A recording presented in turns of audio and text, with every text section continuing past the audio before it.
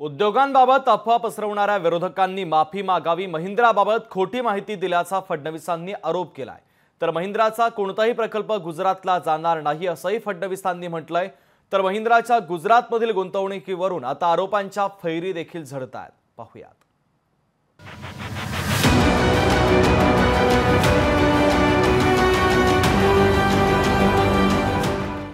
महाराष्ट्रातील उद्योग गुजरातची वाट धरत असल्याची टीका होत असतानाच महिंद्रा अँड महिंद्रा कंपनीचे प्रकल्प गुजरातला निघाल्याचं वृत्त रॉयटर्स या वृत्त संस्थेनं दिलं। या नव्या माहितीमुळे महाराष्ट्राच्या राजकारणात पुन्हा वादळ निर्माण झालं। महिंद्रा कंपनीचे मोठे प्रकल्प महाराष्ट्रात असताना ही कंपनी आपली गुंतवणूक गुजरातमध्ये कशी नेते असा सवाल विरोधकांनी केला। महायुतीच्या नेत्यांनी दिल्लीपतींना दिलेलं हे गिफ्ट आहे का असा सवाल विरोधकांनी केला होता।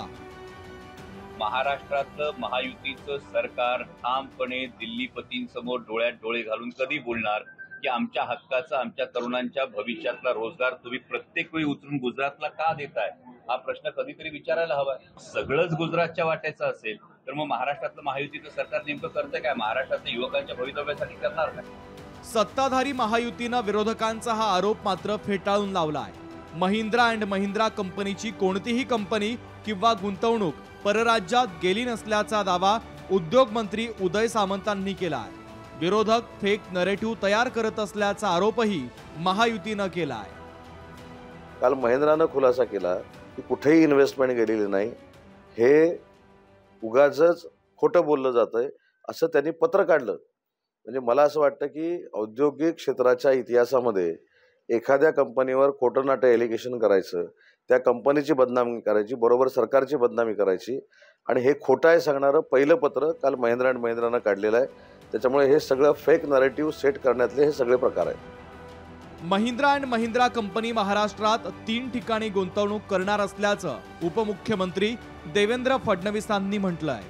महाराष्ट्राची बदनामी करणाऱ्या विरोधकांनी महाराष्ट्राची माफी मागावी अशी मागणी देवेंद्र फडणवीसांनी केली आहे।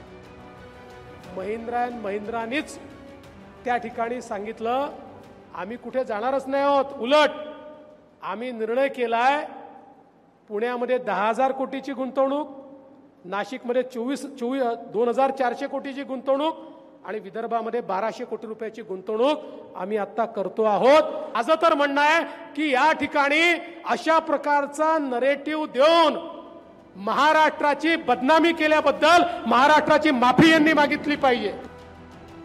राजकारणात आरोप प्रत्यारोप केले जातात, पण आरोप प्रत्यारोपांच्या नादात महाराष्ट्रातील रोजगार परराज्यात जाऊ नये अशी अपेक्षा महाराष्ट्रातील सामान्य तरुणांची आहे।